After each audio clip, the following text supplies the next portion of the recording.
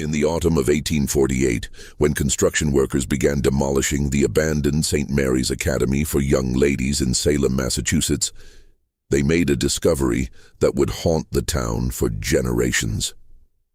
Hidden beneath the Academy's chapel floorboards, sealed in a lead-lined box, were 47 small leather journals, each bearing the name of a different girl. The pages contained detailed accounts of unspeakable horrors, but what terrified investigators most were the meticulously kept client records, listing names that read like a who's who of New England's political elite.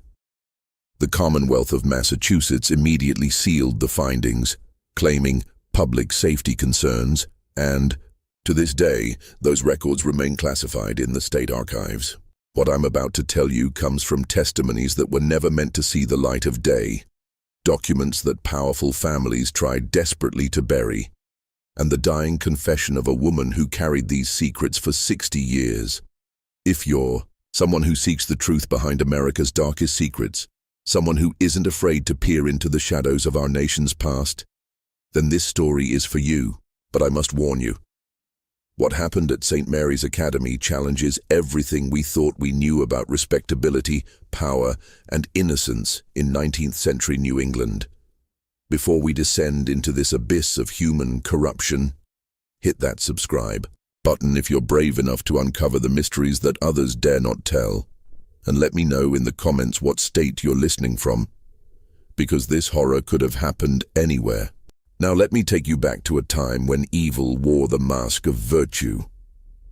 Salem, Massachusetts in 1811 was a city still haunted by its infamous past, yet determined to reinvent itself as a beacon of moral righteousness and educational progress.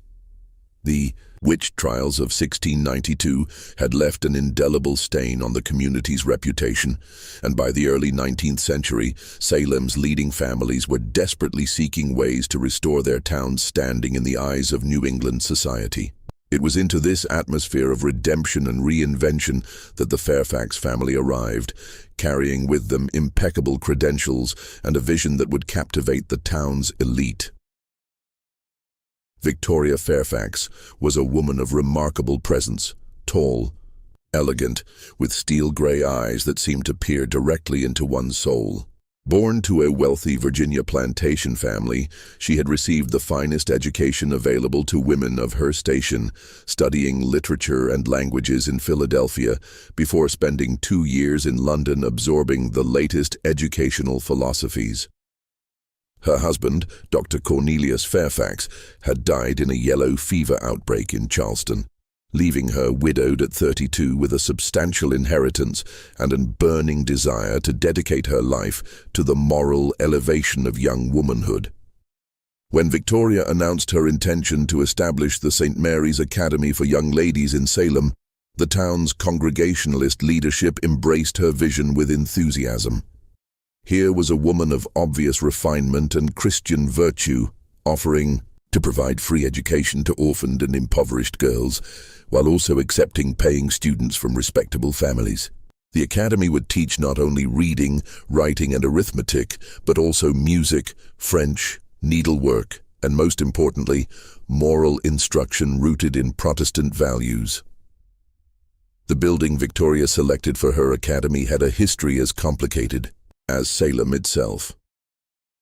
The imposing 3-story Georgian mansion on Beacon Hill had been constructed in 1787 by merchant Samuel Hartwell, who had made his fortune in the China trade.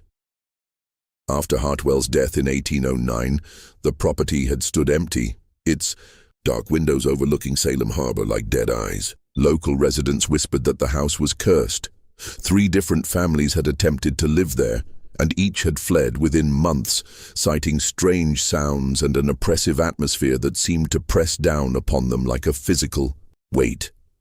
But Victoria Fairfax showed no fear of such superstitions.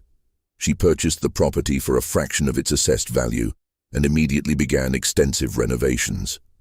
Workmen added a chapel wing, complete with stained glass windows depicting scenes from the lives of female saints.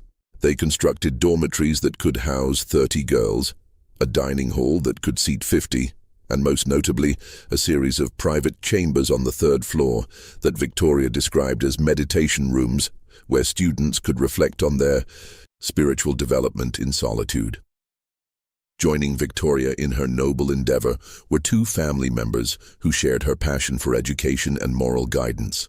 Evangeline Fairfax, Victoria's younger sister, was a delicate woman with prematurely grey hair and hands that trembled slightly when she spoke, a condition she attributed to a childhood fever. Despite her fragile appearance, Evangeline possessed a remarkable gift for music and languages, and she would serve as the Academy's primary instructor in these subjects. Her voice, when she sang hymns during chapel services, was said to be so beautiful that even the most hardened sailors would pause in their work to listen when the sound drifted down from the Academy's windows. The third member of the Fairfax triumvirate was Bartholomew Fairfax, Victoria's brother-in-law, and a man whose presence seemed to cast a shadow even in bright sunlight. Tall and gaunt, with deep-set eyes and a voice that carried the authority of absolute conviction, Bartholomew had spent 15 years as a traveling preacher throughout the southern states before answering Victoria's call to serve as the Academy's chaplain. His sermons on the corruption of the modern world and the special vulnerability of young women to Satan's temptations were legendary throughout the region. Parents who heard him speak felt both terrified for their daughters' spiritual welfare and grateful that such a vigilant guardian would be watching over them at St. Mary's. The Academy officially opened its doors on September 15, 1811, with great fanfare. Salem's mayor attended the dedication ceremony, along with several state legislators and the bishop of the Episcopal Diocese of Massachusetts.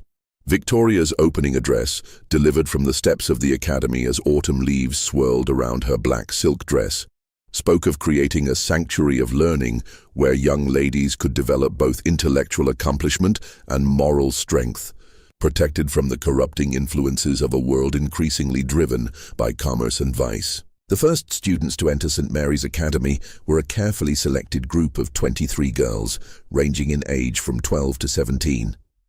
Some came from respectable Salem families who paid the substantial tuition of $50 per year, a sum that represented several months' wages for a working man. But Victoria's stated mission was to serve those less fortunate, and more than half of the initial enrollment consisted of orphans and daughters of impoverished families, accepted without charge as demonstrations of the Academy's Christian charity. Among these charity students was 14-year-old Margaret Sullivan, whose Irish immigrant parents had died in a tenement fire the previous winter. Margaret was a bright-spirited girl with red hair and green eyes that sparkled with intelligence and curiosity. She had been working in a textile mill for 6 months when a representative of the Academy approached her with an offer that seemed too good to be true: free room, board, and education in exchange for helping with domestic duties around the Academy. Another was 15-year-old Priscilla Morse, whose father had been lost at sea and whose mother had died of consumption, leaving her in the care of an uncle who made it clear that her presence was an unwelcome burden. Priscilla was quiet and serious, with dark hair that she wore in a severe bun, and a habit of reading any book she could find. The prospect of attending a real school, with access to a library and qualified teachers, seemed like an answered prayer. The third was 13-year-old Hannah Whitmore, perhaps the most tragic case of all. Hannah's father had been convicted of theft and sentenced to 5 years in prison, while her mother had simply disappeared one night, leaving behind only a note saying she could no longer bear the shame. Hannah had been living in the Salem poorhouse when Victoria Fairfax personally visited and offered her a place at the Academy. The girl's pale, hollow-cheeked face had brightened for the first time in months when she learned she would have her own bed, regular meals, and the chance to learn to read properly. These girls, along with their 20 classmates, entered St. Mary's Academy with hearts full of hope and gratitude. They had no way of knowing that they were walking into a carefully constructed trap, that the woman who promised to protect their virtue was about to steal their innocence, and that the elegant Georgian mansion overlooking Salem Harbor would become their prison, their nightmare. and for many of them, their tomb. The first hint that something was amiss at St. Mary's Academy came not from the students themselves, but from Mrs. Abigail Thornton, a seamstress who lived in a modest cottage at the base of Beacon Hill. Mrs. Thornton had been commissioned to provide linens and clothing for the academy, and her weekly deliveries gave her occasion to observe the daily routines of the institution from a distance. It was on a grey October morning in 1812, exactly 13 months after the academy's opening, that Mrs. Thornton first noticed something peculiar. She had arrived earlier than usual to deliver a shipment of winter cloaks, and was surprised to see several well-dressed gentlemen departing from the academy's side entrance, the same entrance that led directly to the private chambers on the 3rd floor. What struck her as odd was not merely their early morning departure, but their obvious efforts to avoid being seen. They moved quickly to waiting carriages, keeping their heads down and their hat brims low over their faces. Over the following weeks, Mrs. Thornton began to pay closer attention to the comings and goings at the academy. She noticed that these mysterious visitors always arrived after dark and always used the side entrance. Sometimes there would be only 1 or 2 carriages. Other nights, she counted as many as 6. The vehicles bore no identifying marks, but, even in the dim light of gas lamps, she could see they were expensive, the kind owned by merchants, politicians, or other men of substantial means. More disturbing still were the changes she observed in the students themselves. The girls who had entered the academy with bright faces and eager expressions were becoming increasingly withdrawn and hollow-eyed. During her deliveries, Mrs. Thornton would occasionally catch glimpses of them through windows, and what she saw troubled her deeply. Many appeared listless and moved with a strange dreamlike quality, as if they were walking through water. Some bore visible marks, bruises on their arms that were hastily concealed beneath long sleeves, cuts on their hands that were explained away as needlework accidents. The transformation was most noticeable in Margaret Sullivan, the spirited Irish girl who had once chatted excitedly about her studies whenever Mrs. Thornton encountered her. By winter, Margaret rarely spoke at all. Her vibrant red hair had become dull and lifeless, hanging in limp strands around a face that had grown gaunt and pale. When she did meet Mrs. Thornton's eyes, there was something desperate in her gaze, as if she were trying to communicate a message she dared not speak aloud.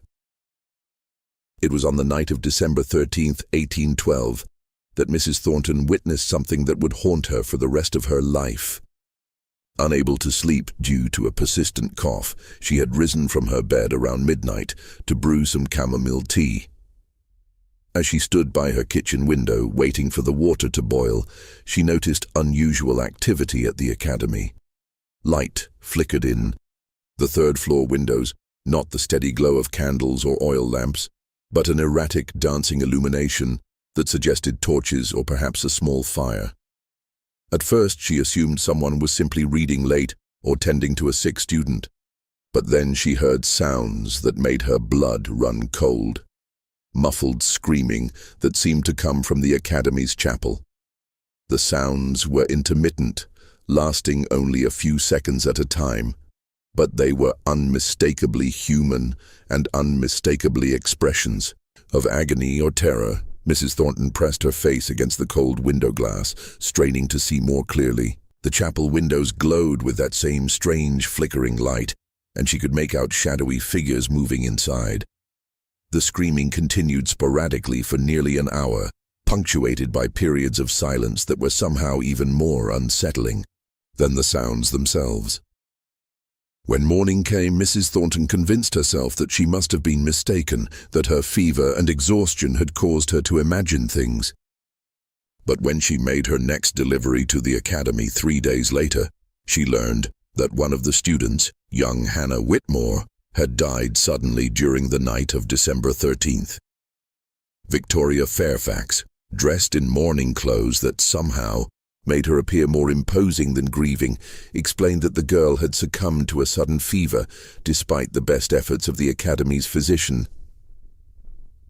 The funeral was held the following morning in the Academy's chapel, a small private service attended only by the faculty and students.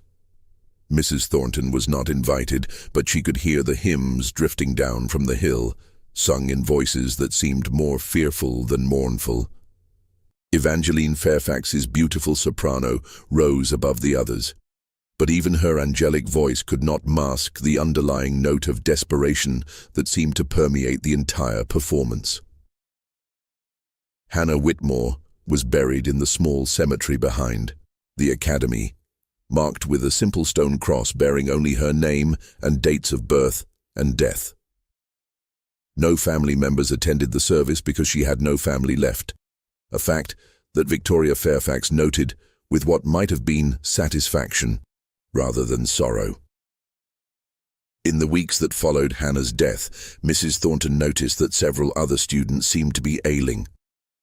They moved more slowly, spoke even less frequently, and displayed the same listless behavior that had characterized Hannah in her final days. When she discreetly inquired about their health, Victoria Fairfax assured her that the girls were simply experiencing the normal effects of intensive academic study combined with the moral discipline necessary for their spiritual development. Young ladies of their unfortunate backgrounds, Victoria explained in her crisp, cultured voice, often require significant adjustment before they can fully embrace the refined way of life we provide here. Some find the transition more challenging than others, but Mrs. Thornton's suspicions were not so easily dismissed. She began to take careful note of which students appeared to be struggling, and she noticed a disturbing pattern. The girls who seemed most affected were invariably among the poorest, those who had no families to inquire about their welfare or financial resources to leave the academy if they chose. The paying students, while certainly more subdued than when they had first arrived, maintained better color in their cheeks and greater alertness in their eyes. The pattern became impossible to ignore when, in February of 1813, 2 more students died within a single week. Priscilla Morse, the quiet girl who had loved to read, was found dead in her bed on a Tuesday morning, apparently having passed away peacefully in her sleep. 3 days later, Mary Catherine O'Brien, another Irish orphan, succumbed to what was described as brain fever after a brief illness characterized by violent convulsions. Both girls were buried in the Academy Cemetery with the same simple ceremony that had marked Hannah's passing. Their deaths were reported to the town authorities. But since Dr. Fairfax's cousin, Dr. Edmund Fairfax, served as both the Academy's physician and the official coroner for that district, the deaths were officially attributed to natural causes, without further investigation. Mrs. Thornton found herself torn between her growing suspicions and her awareness that she was just a simple seamstress with no evidence beyond her own observations. Who would believe her if she suggested that something sinister was happening at Salem's most prestigious academy for young ladies? Victoria Fairfax was respected throughout the community, praised for her charitable work and her dedication to education. The academy received regular visits from local clergy and civic leaders, all of whom spoke glowingly of the institution's mission and achievements. Yet she could not shake the image of those flickering lights in the chapel windows or the memory of those muffled screams echoing through the December night. Something terrible was happening on Beacon Hill, something that the respectable facade of St. Mary's Academy was designed to conceal. But it would be years before the truth began to emerge, and when it did, the reality would prove to be far more horrific than even Mrs. Thornton's darkest suspicions had imagined. By the spring of 1813, a strange quietude had settled over St. Mary's Academy for young ladies, as if the very walls had absorbed the sorrow and secrets within them, and now emanated an oppressive silence that seemed to muffle even ordinary sounds. The death of 3 students within 4 months had cast a pall over the institution. Yet life continued with a routine that suggested these losses were merely unfortunate interruptions in the Academy's noble mission rather than symptoms of something far more sinister. Victoria Fairfax adapted to these tragedies with what observers noted as remarkable composure. Rather than allowing grief to overwhelm her, she seemed to draw strength from adversity, speaking frequently about the spiritual trials that God sent to test the faithful and the importance of viewing earthly suffering as preparation for heavenly reward. Her sermons to the remaining students took on an increasingly intense quality, dwelling on themes of sacrifice, submission, and the necessity of absolute obedience to those whom God had placed in authority over them. "Young ladies," she would intone from the chapel pulpit, her steel-gray eyes sweeping across the assembled students like a blade cutting through silk, "you must understand that your previous lives, lives of poverty, abandonment, and moral confusion, have left marks upon your souls that can only be cleansed through the most rigorous spiritual discipline.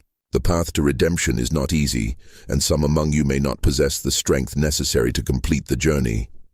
But for those who do, the rewards will be beyond earthly comprehension." The surviving students had learned to listen to these addresses with carefully composed expressions that revealed nothing of their inner thoughts. They had learned, through means both subtle and overt, that displays of emotion or independent thinking were not welcomed at St. Mary's Academy. Those who asked too many questions or showed too much curiosity about the Academy's operations found themselves assigned to increasingly unpleasant duties, scrubbing floors with lye soap that burned their hands, working in the Academy's garden during the hottest part of summer days, or spending long hours alone in the meditation rooms on the third floor, contemplating their sins and shortcomings. Margaret Sullivan, now 15 and barely recognizable as the spirited girl who had entered the Academy 18 months earlier, had become a master of this emotional concealment. She moved through her daily routines like a ghost, haunting familiar halls, speaking only when spoken to and keeping her thoughts locked away behind eyes that had learned to reveal nothing. But beneath this carefully constructed exterior, Margaret's mind remained sharp and observant. She had begun to notice patterns in the Academy's routines that troubled her deeply. She had observed, for instance, that certain students were periodically selected for what Evangeline Fairfax called special instruction in the third-floor chambers. These sessions always took place in the evening, after regular classes had ended and the Academy had settled into its nightly quiet. The girls chosen for such instruction would disappear upstairs immediately after dinner, often remaining there until well past midnight. When they returned to the dormitory, they moved with the same dreamlike quality that had characterized Hannah, Priscilla, and Mary Catherine in their final weeks. More disturbing still was Margaret's growing awareness that these special instruction sessions coincided with the visits of the mysterious gentlemen who arrived in unmarked carriages. Through careful observation, she had determined that the side entrance to the Academy, the one that led directly to the third-floor chambers, was used exclusively during these nocturnal meetings. During daylight hours, all visitors used the main entrance and were received in the Academy's formal parlor, where their business was conducted with appropriate supervision and ceremony. Margaret had also noticed that students who participated in multiple special instruction sessions began to display physical symptoms that went beyond mere fatigue. They would sit quietly during meals, picking at their food with little appetite, and many complained of persistent headaches and stomach ailments. Some developed a slight tremor in their hands that was remarkably similar to Evangeline Fairfax's own nervous condition. When questioned about these symptoms, Dr. Edmund Fairfax would diagnose them as manifestations of spiritual sensitivity, evidence that the girls' souls were becoming more receptive to divine influence as their earthly attachments were gradually purged away. The Academy's routine during this period was rigidly structured, designed to eliminate any opportunity for the students to communicate freely among themselves or to develop relationships that might encourage independent thinking. The day began at 5 o'clock with chapel service, followed by a sparse breakfast of weak tea and bread. Classes ran from 7 in the morning until 6 in the evening, with only a brief break for a midday meal of thin soup and more bread. Evenings were devoted to moral instruction, lengthy sessions in which Bartholomew Fairfax would read from specially selected religious texts, while the students sat in absolute silence, forbidden from asking questions or making comments. This schedule left the girls exhausted and isolated, unable to form the bonds of friendship that might have provided comfort or strength in the face of their increasingly dire circumstances. Those who attempted to communicate through whispered conversations or passed notes found themselves subjected to severe punishments that effectively discouraged further attempts at connection. Yet despite these precautions, information began to spread among the students through a network of subtle gestures, meaningful glances, and carefully coded conversations that took place during supervised activities. Margaret Sullivan emerged as an unofficial leader in this underground communication system, using her position as one of the Academy's longest surviving students to gather and disseminate information about the institution's true nature. Through these covert channels, Margaret learned that the special instruction sessions involved more than religious education. Girls who had undergone these experiences described being given strange-tasting tea that made them feel dizzy and disoriented, followed by activities that they found difficult to remember clearly afterward. Some recalled being dressed in unusual clothing, white gowns that resembled burial shrouds rather than normal garments. Others remembered being required to participate in ceremonies that involved candles, incense, and recited prayers in languages they did not recognize. Most disturbing of all were the accounts of the gentlemen who attended these sessions. The girls described men of various ages, all well-dressed and clearly prosperous, who spoke with the accents of education and refinement, but whose eyes held an hunger that made the students instinctively afraid. These men would observe the ceremonies from chairs arranged around the perimeter of the third-floor chambers, sometimes participating in the prayers and rituals, but always maintaining an air of detached authority that suggested they were not merely observers but active participants in whatever was taking place. As winter gave way to spring in 1813, Margaret began to understand that she and her fellow students were trapped in a situation far more dangerous than simple educational fraud or religious fanaticism. They were prisoners in an institution that presented itself as a sanctuary of learning and moral development, but functioned as something far more sinister, something that required the systematic destruction of young women's spirits and, ultimately, their lives. The realization filled her with a mixture of terror and determination that surprised her with its intensity. She had survived longer than Hannah, Priscilla, and Mary Catherine, but she could see the same symptoms beginning to manifest in herself and others.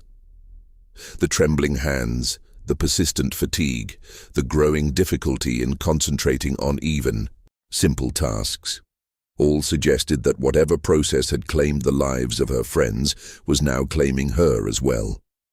But Margaret Sullivan had not endured 2 years of poverty, abandonment, and suffering, only to surrender without a fight. As the spring of 1813 progressed, she began to formulate a desperate plan, a plan that would either secure her freedom or ensure that the truth about St. Mary's Academy would not die with her. The Academy's carefully constructed facade of respectability was about to face its first serious challenge, though it would take years for the full extent of the Fairfax family's crimes to be revealed to the world.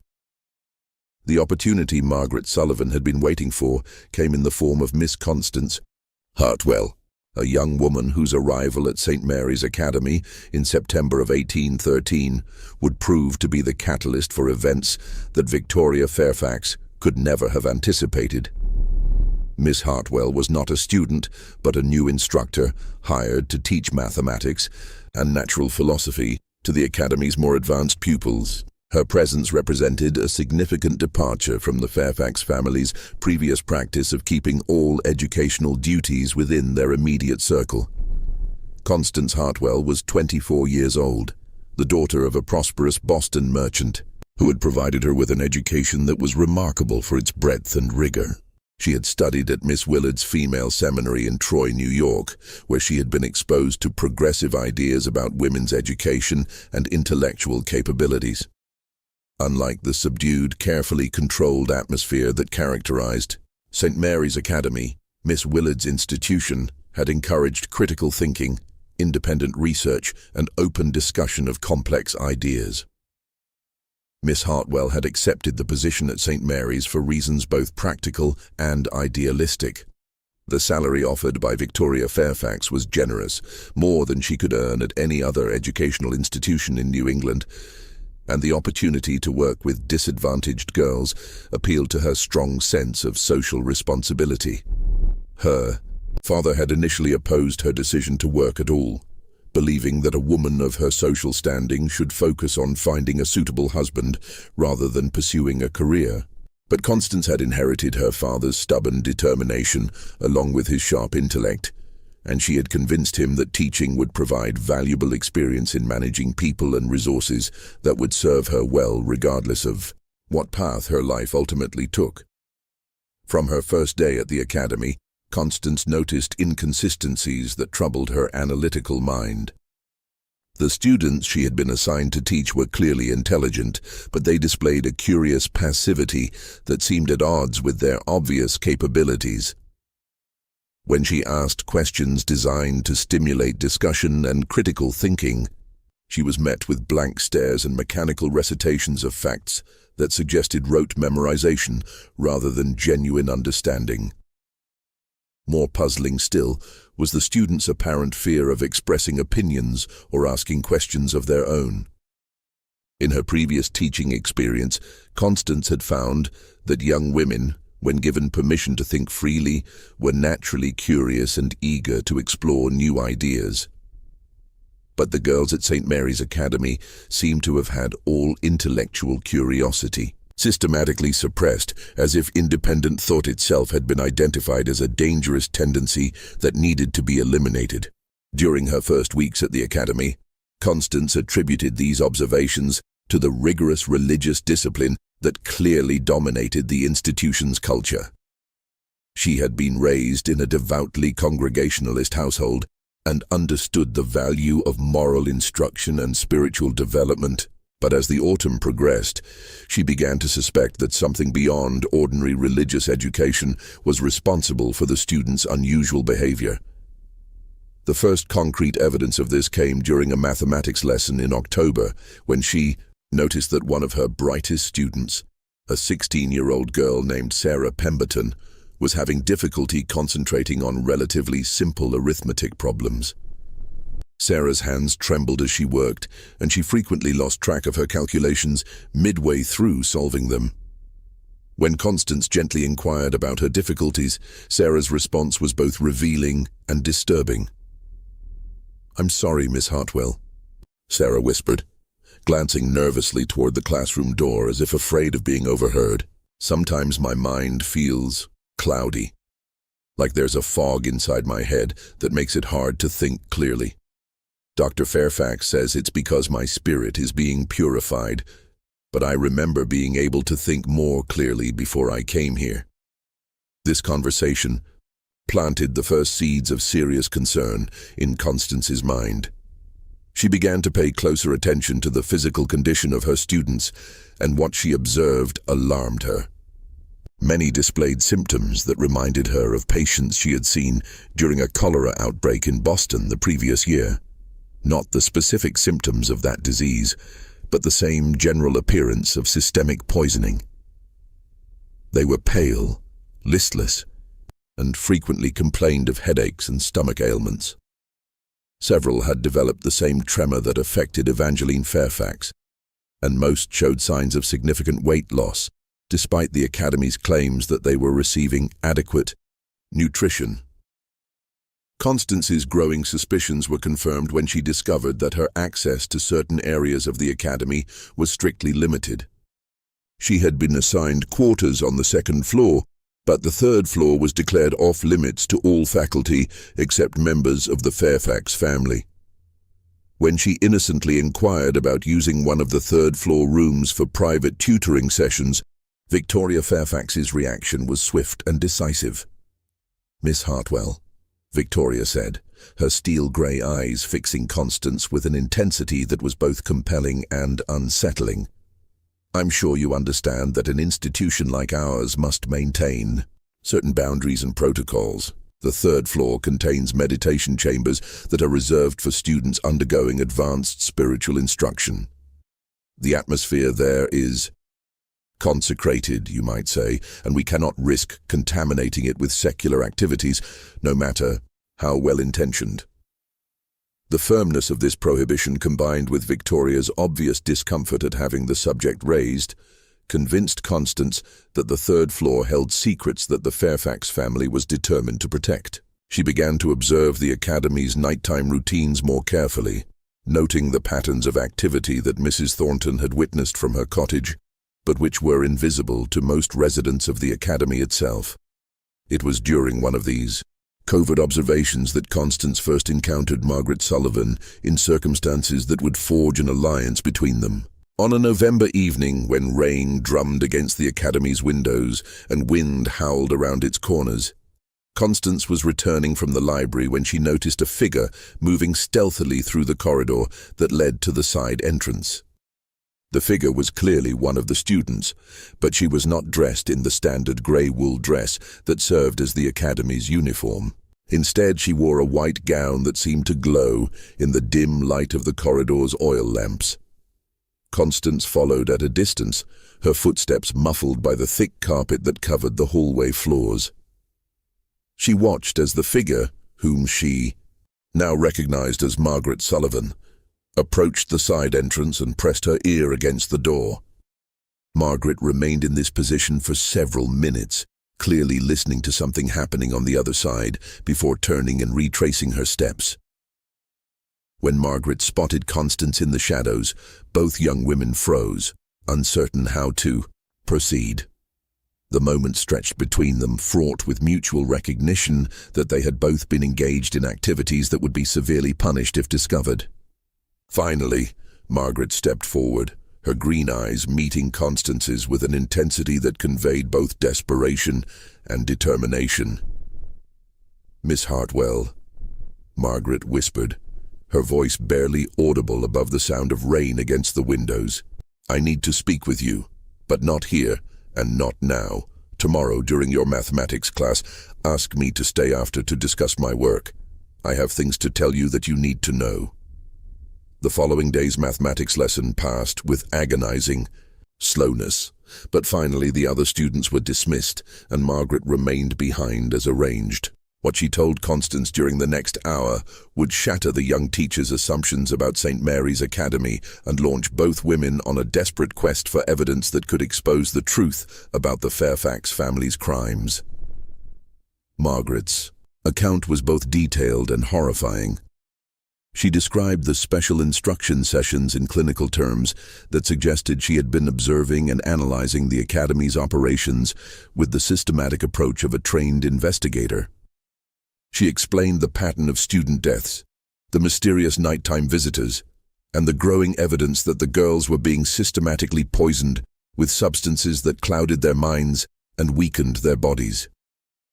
Most shocking of all was Margaret's theory about the true purpose of the Academy. Based on overheard conversations, observed behaviors, and the accounts of students who had undergone special instruction, she believed that St. Mary's Academy was not an educational institution at all, but rather an elaborate procurement operation designed to provide young women for the entertainment of wealthy and powerful men.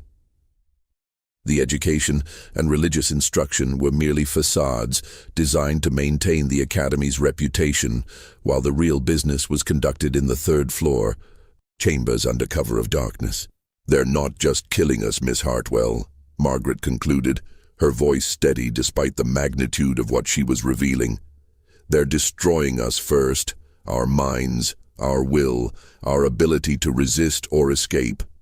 And then, when we're too weak to fight anymore, they use us until we die." Hannah, Priscilla, Mary, Catherine, they didn't die of fever or brain sickness. They were murdered, as surely as if someone had put a knife through their hearts. Constance listened to this account with growing horror and a sick certainty that Margaret's analysis was correct. Too many pieces of the puzzle fit together too, perfectly for this to be the product of an overwrought imagination. The trembling hands, the clouded minds, the mysterious visitors, the rigid control over information and movement, all of it pointed to a conspiracy of almost unimaginable evil. But even as she accepted the truth of Margaret's revelations, Constance understood the enormity of the challenge they faced. The Fairfax family was respected throughout Salem and beyond. Victoria was considered a pillar of Christian virtue. Evangeline was beloved for her musical talents and gentle demeanor, and Bartholomew's reputation as a powerful preacher had earned him admirers throughout New England. Accusations against such people, made by a working-class seamstress and a charity student, would be dismissed as slander born of jealousy or mental instability. They would need evidence, concrete, undeniable, proof of the crimes being committed at St. Mary's Academy, and they would need to obtain this evidence without alerting the Fairfax family to their suspicions, because both women understood that discovery would mean certain death. The Academy had already demonstrated its ability to eliminate inconvenient witnesses while maintaining its facade of respectability. As winter settled over Salem in 1813, two women began a dangerous game of cat and mouse with their captors, seeking the proof that could save the surviving students and expose one of the most sophisticated criminal enterprises in American history. But they were not the hunters in this game. They were the prey, and their quarry possessed resources, connections, and ruthlessness that neither of them fully comprehended. The winter of 1813-1814 transformed St. Mary's Academy into a battleground, where two desperate women fought for evidence while their enemies closed in around them with increasing suspicion and hostility. Constance Hartwell and Margaret Sullivan had formed an unlikely alliance, an educated young woman from Boston's merchant class, and an Irish orphan who had learned survival through suffering. But their different backgrounds proved to be an advantage, as they developed a sophisticated intelligence operation within the Academy's walls. Their first breakthrough came through Constance's legitimate access to the Academy's administrative areas. As an instructor, she was permitted to use Victoria, Fairfax's office, during certain hours to prepare lesson plans and grade assignments. During these sessions, she began to systematically examine the files and documents that Victoria kept in her locked desk. A task made possible by Margaret's childhood skills at picking locks, learned during her desperate months on Salem's streets. Before entering the Academy, what they discovered exceeded their worst fears. Hidden beneath conventional academic records and correspondence were detailed ledgers that recorded financial transactions unlike anything a legitimate educational institution would maintain. The entries were written in a coded system, but the pattern became clear once they understood the underlying structure. Each student was assigned a number, and their progress was tracked through a series of evaluations that had nothing to do with academic achievement. Margaret's blood ran cold when she found her own entry. Subject 12. MS, red-green, 15 years, conditioning progressing slowly. Resistance above average. Recommend increased dosage and extended isolation periods. Client interest, moderate but consistent. Estimated transition to final phase, 3 to 4 months. The clinical detachment of these notes was perhaps more horrifying than outright cruelty would have been. The girls were not seen as human beings, but as inventory, tracked and managed with the same dispassionate efficiency that a merchant might use to catalog bolts of cloth or barrels of flour. Worse still, the ledgers contained client preferences that read like a catalogue of human depravity.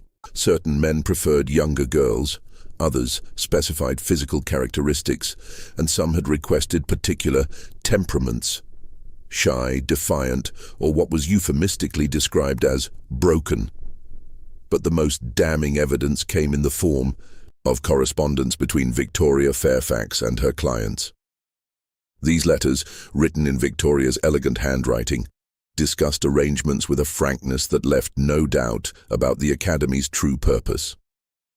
One letter, dated November 15, 1813, addressed to someone identified only as the Honourable J.A., contained details that made both women feel physically ill. "My dear friend, I am pleased to inform you that the young lady you inquired about has made significant progress in her preparation. The temperament issues you mentioned have been largely resolved through our specialized instruction methods, and I believe she will meet your exacting standards within the fortnight. As always, our mutual discretion ensures that your association with our institution remains entirely confidential. Your usual contribution of $200 will be most gratefully received." The systematic nature of the operation became clear as they uncovered more documents.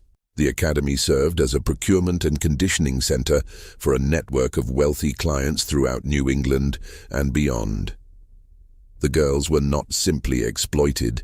They were systematically broken down through a combination of drugs, psychological manipulation, and physical abuse until they became compliant victims who could be rented to clients or sold outright to those willing to pay premium prices. The death of students like Hannah, Priscilla, and Mary Catherine was not accidental, but part of the business model. Girls who proved too resistant to conditioning, who became too ill to be profitable, or who posed security risks, were eliminated with carefully administered overdoses of laudanum and other substances. Their deaths were then attributed to natural causes, with Dr. Edmund Fairfax providing the necessary medical certifications to avoid official investigation. As Constance and Margaret gathered this evidence, they became increasingly aware that their own activities were being monitored. Victoria Fairfax had always been observant, but her scrutiny of Constance's behavior became more intense and pointed. During faculty meetings, Victoria would ask seemingly innocent questions about Constance's lesson plans, her interactions with students, and her impressions of the Academy's educational methods. But beneath the polite inquiry, Constance could sense a predatory intelligence evaluating her responses for signs of suspicion or disloyalty. The pressure increased dramatically in January of 1814, when another student died under circumstances that could no longer be dismissed as coincidental. Elizabeth Morrison, a 14-year-old from a poor farming family, had been at the Academy for only 4 months when she was found dead in her bed on a Tuesday morning. Unlike the previous deaths, which had been attributed to fever or brain sickness, Elizabeth showed no signs of illness before her death. She had simply failed to wake up, as if her life had been quietly extinguished during the night. Dr. Edmund Fairfax's examination of the body was perfunctory, lasting less than 10 minutes before he declared the cause of death to be heart failure brought on by spiritual excitement. But Constance, who had observed Elizabeth closely during her mathematics classes, knew that the girl had shown no signs of heart problems. She had been pale and listless like the others, but she had also been one of the more alert students, still capable of asking intelligent questions and demonstrating genuine interest in her studies. More troubling still was the timing of Elizabeth's death. Margaret had confided to Constance that Elizabeth had been selected for special instruction on 3 consecutive evenings before her death, and that she had seemed particularly distressed after these sessions. According to other students, Elizabeth had been heard crying in her sleep and had spoken of wanting to write a letter to her parents, a request that had been firmly denied by Evangeline Fairfax on the grounds that contact with family members would interfere with the spiritual development process. The night after Elizabeth's funeral, Constance made a decision that would either provide them with the evidence they needed or result in their own deaths. She resolved to infiltrate one of the special instruction sessions and witness firsthand what was happening in the 3rd-floor chambers. It was an enormous risk, but she had concluded that they would never gather sufficient evidence through document analysis alone. They needed to see the crimes being committed with their own eyes. Margaret initially opposed this plan, arguing that the risk was too great and that Constance's discovery would doom them both. But Constance had inherited her father's determination along with his business acumen, and she had become convinced that half measures would not suffice. If they were going to expose the Fairfax family's crimes, they needed evidence that could not be dismissed or explained away by clever lawyers and corrupt officials. The opportunity came on February 8, 1814, a night when the third-floor chambers was scheduled to host what the coded ledgers described as a large gathering with multiple clients. Margaret had learned through her network of student informants that 6 girls had been selected for this session, including herself and 2 other long-term residents of the academy. The session was scheduled to begin at 9 o'clock in the evening, after the regular students had been secured in the dormitory and the academy had settled into its nightly routine. Constance's plan was audacious in its simplicity. She would conceal herself in one of the storage closets on the 3rd floor before the evening session began, then observe the proceedings through a small ventilation grate that provided a clear view of the main chamber. Margaret would participate in the session as required, but she would attempt to remain as alert as possible despite whatever drugs she was given, so that she could provide detailed testimony about anything Constance might not be able to see clearly. The plan required precise timing and considerable luck. Constance needed to reach the 3rd floor and conceal herself before the Fairfax family began their preparations, but she also needed to ensure that her absence from her regular evening routine would not be noticed.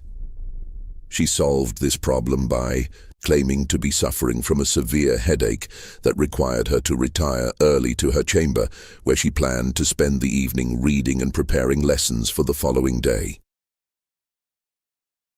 At 8:30, while the academy settled into its evening quiet, Constance slipped out of her room and made her way to the servants' staircase that provided access to the 3rd floor.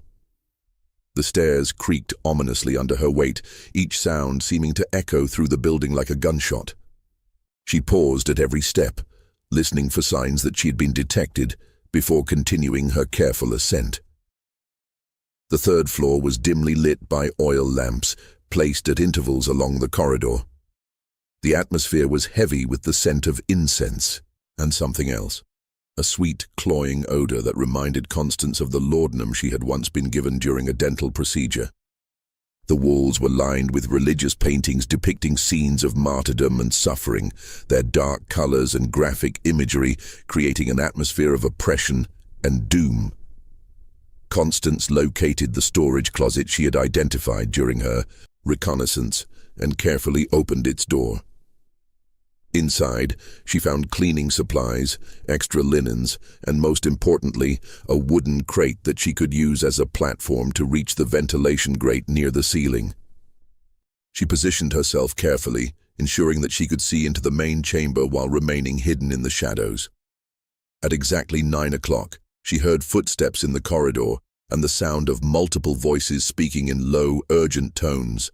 Through the grate, she watched as Evangeline Fairfax entered the chamber, carrying a silver tray laden with delicate china cups. Behind her came Bartholomew Fairfax, dressed in ceremonial robes that transformed his already imposing figure into something that seemed to have stepped out of a medieval nightmare. But it was Victoria Fairfax who commanded the room when she entered, her presence filling the space with an authority that was both magnetic and terrifying.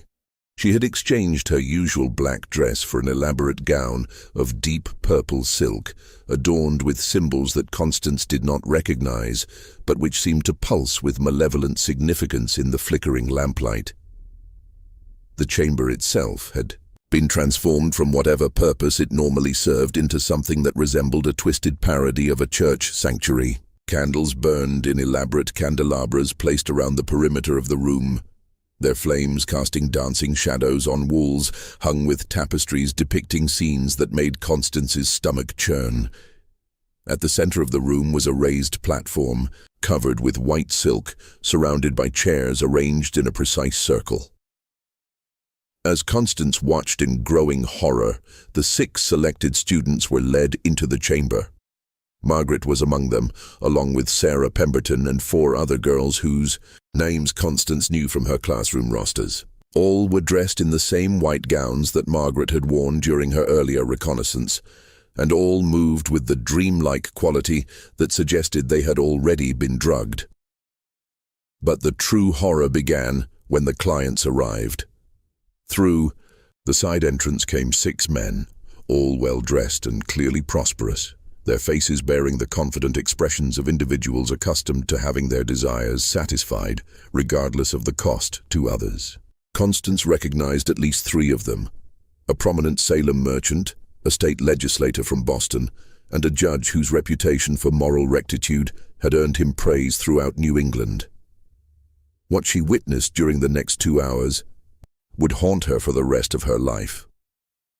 The special instruction was revealed to be an elaborate ritual of exploitation and abuse, conducted with ceremonial precision that somehow made it even more horrifying than random violence would have been. The drug students were manipulated and violated, while the clients observed and participated, their actions guided by Bartholomew Fairfax's liturgical directions and accompanied by Evangeline's haunting musical performances. Victoria Fairfax orchestrated the entire proceeding with the efficiency of a theatrical director, ensuring that each client's preferences were satisfied while maintaining the religious facade that seemed to provide psychological cover for the participants. The girls were treated not as human beings, but as sacred objects in a blasphemous ceremony, their suffering transformed into something that the participants could interpret as spiritual rather than criminal. When the session finally ended and the clients departed through the side entrance, Constance remained hidden in her closet for another hour, too shaken to move and afraid that any sound might betray her presence. She had obtained the evidence she needed, but she had also learned something that filled her with despair. The scope and sophistication of the Fairfax operation made it clear that challenging them would require resources and connections that she and Margaret simply did not possess. The network of powerful men who patronized St. Mary's Academy included judges, legislators, merchants, and clergy. Individuals with the authority to suppress investigations, discredit witnesses, and ensure that any accusations against the Fairfax family would be dismissed as the fantasies of unstable women. Even if Constance and Margaret managed to escape the academy and reach the authorities, they would be pitting their word against some of the most respected men in New England. As she finally crept back to her chamber in the early morning hours, Constance understood that they faced a choice between certain death if they remained silent and probable death if they attempted to expose the truth. But they also carried with them the knowledge that dozens of other girls would suffer and die if the academy continued its operations unchallenged. The game of cat and mouse had entered its final phase, and the stakes could not be higher. In the days that followed, both women would need to summon reserves of courage and cunning they did not know they possessed, because their enemies had begun to suspect that their secrets were no longer safe. The end began on February 14th, 1814, a date that would forever be seared into Constance Hartwell's memory, not as St. Valentine's Day, but as the morning when Victoria Fairfax's mask finally slipped completely away. Constance awoke to find a note slipped under her door, written in Victoria's elegant script. "Miss Hartwell, please join me in my office immediately after morning chapel. We have urgent matters to discuss regarding your future at this institution. 1DI." Tone was superficially polite, but Constance recognized the underlying threat. Something had alerted Victoria to her nocturnal activities, and this meeting would likely determine whether she lived to see another sunset. As she dressed with hands that trembled despite her efforts to remain calm, Constance wondered if Margaret had also received a similar summons, or if her young accomplice had already been silenced during the night. Chapel service that morning was a study in barely controlled tension. Victoria conducted the proceedings with her usual commanding presence, but Constance noticed subtle signs of agitation, a slight tremor in her voice when she read from scripture, a tendency to grip the pulpit with unusual force, and most tellingly, the way her steel-grey eyes kept returning to scan the assembled students as if conducting an inventory. Margaret was present among the other girls, but she appeared more heavily drugged than usual. Her green eyes, normally sharp with intelligence even when clouded by laudanum, seemed almost vacant, and she swayed slightly as she stood during the hymns. When their gazes met briefly across the chapel, Margaret's expression conveyed a message that chilled Constance to the bone. She knew they had been discovered, and she was resigned to whatever fate awaited them. After chapel, Constance made her way to Victoria's office, with steps that felt like a condemned prisoner's walk to the gallows. She found Victoria seated behind her mahogany desk, no longer bothering to maintain the facade of benevolent educator. The woman who looked up at Constance's entrance was a predator who had finally cornered her prey and was savoring the moment before the kill. "Please, sit down, Miss Hartwell," Victoria said, her voice carrying the silky menace of a blade wrapped in velvet. "We have a great deal to discuss."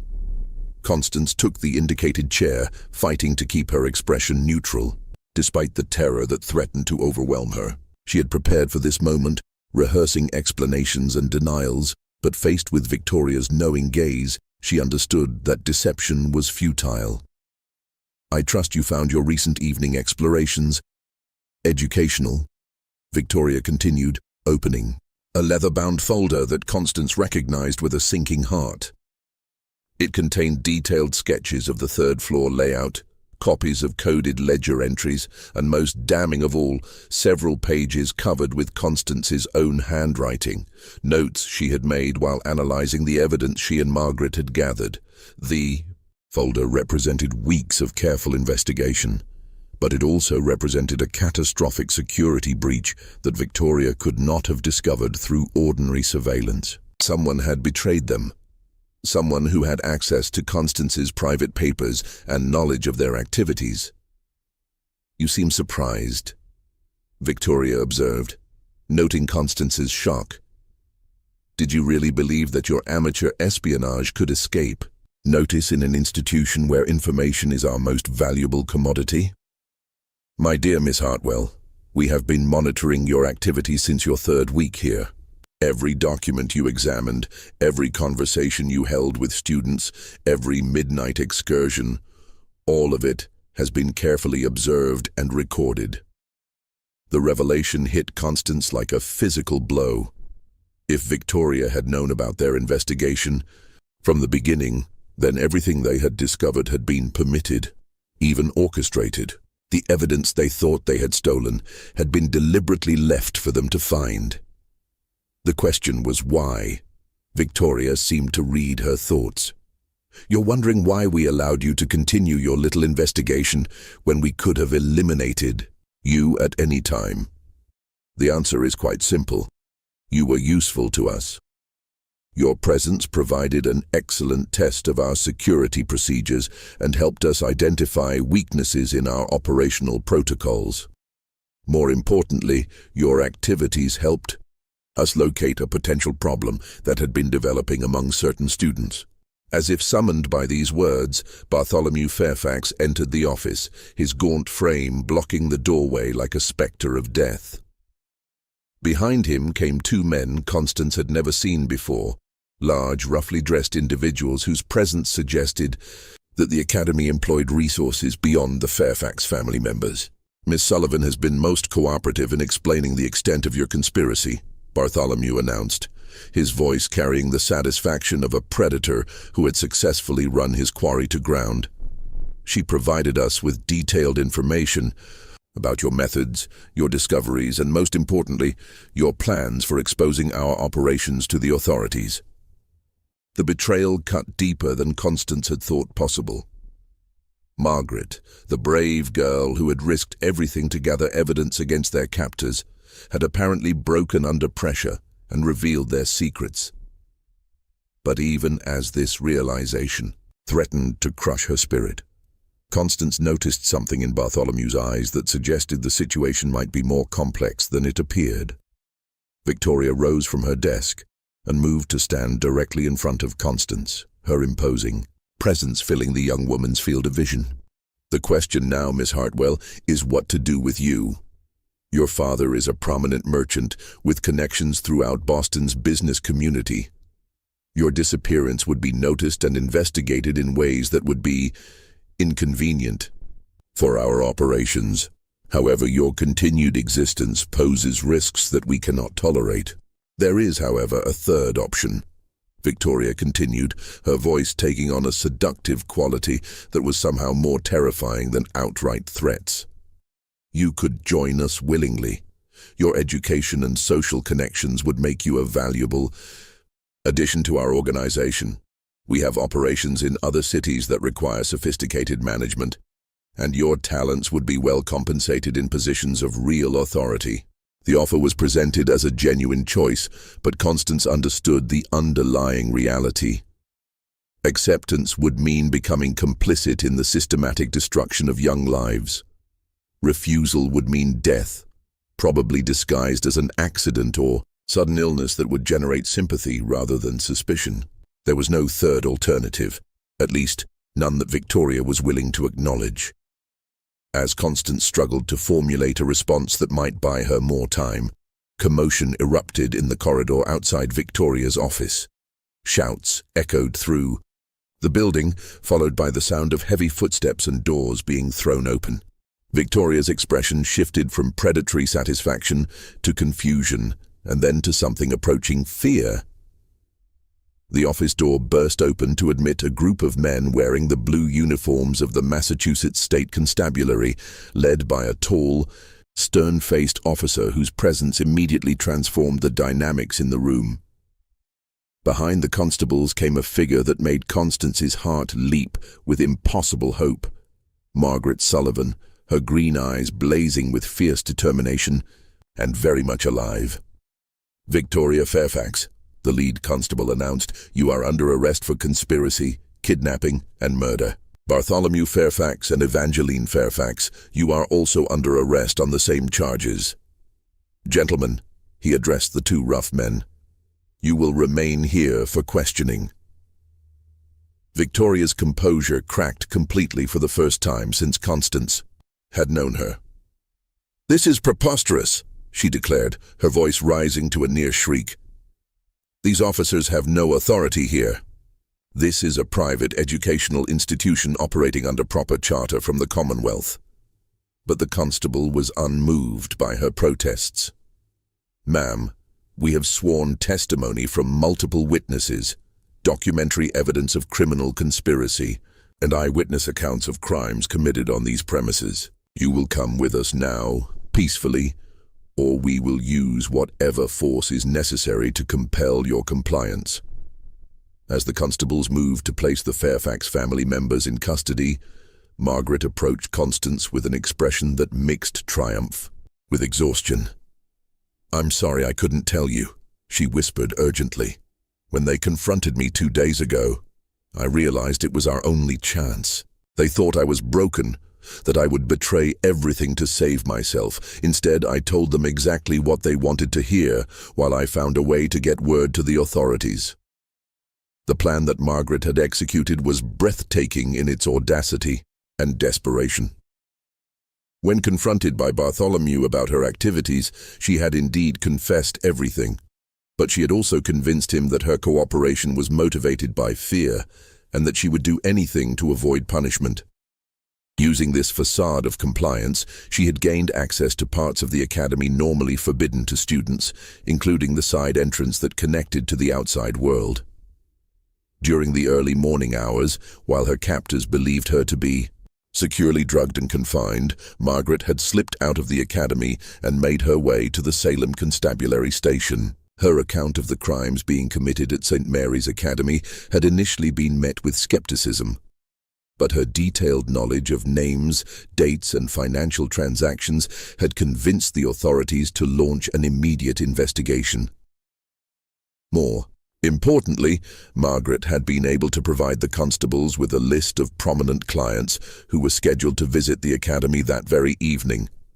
A list that included several judges and legislators whose corruption could not be hidden. If they were arrested in the act of exploiting drugged children, the prospect of exposing such a scandal had galvanized the authorities into action, overcoming their usual reluctance to challenge respected institutions and prominent citizens. As the Fairfax family was led away in chains, their carefully constructed empire of exploitation began to crumble with shocking rapidity. Within hours, constables had arrested Dr. Edmund Fairfax at his private practice, while other officers moved to secure the academy's records and interview the surviving students. The network of powerful men who had patronized the academy found themselves facing exposure and disgrace as their names appeared in the seized documents and testimony from witnesses who could no longer be silenced. But perhaps the most damning evidence came from an unexpected source. Mrs. Abigail Thornton, the seamstress whose early suspicions had been dismissed as the fantasies of a working-class woman with no understanding of how respectable institutions operated. When investigators interviewed her, they discovered that she had been keeping detailed records of her observations for more than 2 years, documenting the mysterious nighttime visitors, the strange lights in the chapel windows, and the gradual deterioration of the students she had observed during her deliveries. Her testimony provided crucial corroboration for the accounts given by Margaret and Constance, transforming their accusations from the word of biased witnesses to part of a comprehensive pattern of evidence that could not be dismissed or explained away. The woman who had been ignored because of her social status became the key witness, whose observations anchored the prosecution's case. The trial of the Fairfax family would become one of the most sensational legal proceedings in Massachusetts history, exposing corruption that reached to the highest levels of New England society and revealing the vulnerability of the poor and powerless to exploitation by those who presented themselves as pillars of moral virtue. But the full scope of their crimes would not be understood until investigators had time to analyze the complete documentary record and interview all of the survivors who were willing to speak. The complete investigation of St. Mary's Academy took nearly 6 months and revealed an operation of staggering scope and sophistication that had operated virtually undetected for almost 3 years. When the final accounting was completed, investigators determined that 43 young women had died at the academy, not from natural causes as their death certificates claimed, but from systematic poisoning designed to eliminate witnesses and dispose of victims who had become too damaged to be profitable. The trial began in September of 1814 and lasted for 7 weeks, generating newspaper coverage throughout the United States and even in European publications that characterized it as evidence of the moral corruption that inevitably arose in democratic societies. Victoria Fairfax, maintaining her composure even in the face of overwhelming evidence, attempted to portray herself as a victim of circumstances who had been manipulated by male relatives and clients. But the testimony of survivors, combined with her own meticulously kept records, painted a picture of a woman who had conceived and orchestrated every aspect of the Academy's criminal operations. Bartholomew Fairfax adopted a different strategy, claiming that he had been conducting legitimate religious ceremonies that had been misinterpreted by witnesses who lacked proper theological education. His defense collapsed when investigators discovered that the religious rituals he described matched no known Christian doctrine and appeared to have been invented specifically to provide psychological cover for systematic sexual exploitation.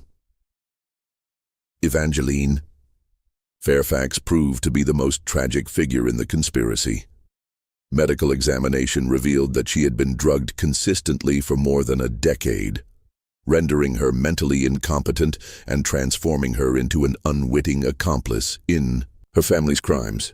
Her musical performances during the exploitation sessions had been the product of careful conditioning rather than willing participation, and she retained almost no memory of the events she had helped facilitate. The network of prominent clients, who had patronized the academy faced varying fates depending on their social connections and political influence. Several judges and legislators were quietly forced to resign their positions and leave Massachusetts, while others managed to avoid prosecution through strategic bribes and destroyed evidence. But the scandal destroyed the careers of at least a dozen men who had believed their wealth and status would protect them from consequences. Dr. Edmund Fairfax received a sentence of 20 years in prison for his role in falsifying death certificates and providing medical support for the Academy's operations. His conviction effectively ended the medical careers of several other physicians who had been involved in similar schemes throughout New England, sending a clear message that professional credentials would not shield criminals from prosecution. Victoria and Bartholomew Fairfax were sentenced to death by hanging, making Victoria the first woman executed in Massachusetts for crimes other than witchcraft. The sentences were carried out on November 15, 1814, before a crowd of more than 2,000 spectators who had traveled from throughout New England to witness the end of what newspapers had dubbed the most depraved criminal conspiracy in American history. Margaret Sullivan's courage in exposing the Academy's crimes made her a celebrity throughout the United States, with newspapers portraying her as a symbol of virtue triumphing over corruption. She used her newfound fame to advocate for improved protection of orphaned and impoverished children, eventually establishing her own legitimate educational institution in Boston that provided free schooling for girls from disadvantaged backgrounds. Her academy operated successfully for more than 30 years and educated hundreds of young women who went on to become teachers, nurses, and activists in their own right. Constance Hartwell returned to Boston after the trial and married a fellow teacher who shared her commitment to educational reform. Together, they founded a progressive school that emphasized critical thinking and independent inquiry rather than rote memorization and blind obedience to authority. Constance spent the rest of her life working to ensure that educational institutions would be subject to regular oversight and inspection, preventing the kind of isolated abuse that had flourished at St. Mary's Academy. The Academy building itself was demolished in 1815, with the materials sold to help compensate the families of victims. The site remained vacant for more than 20 years before being developed into a public park dedicated to the memory of the girls who had died there. A simple monument, erected through donations from throughout New England, bears the names of all 43 victims along with an inscription that reads, "They were forgotten by the world, but not by history." The most lasting impact of the St. Mary's Academy scandal was the changes it prompted in how educational institutions were regulated and monitored. Massachusetts became the first state to require regular inspections of all schools, particularly those serving vulnerable populations, and to mandate that educational institutions maintain detailed records that were subject to official review.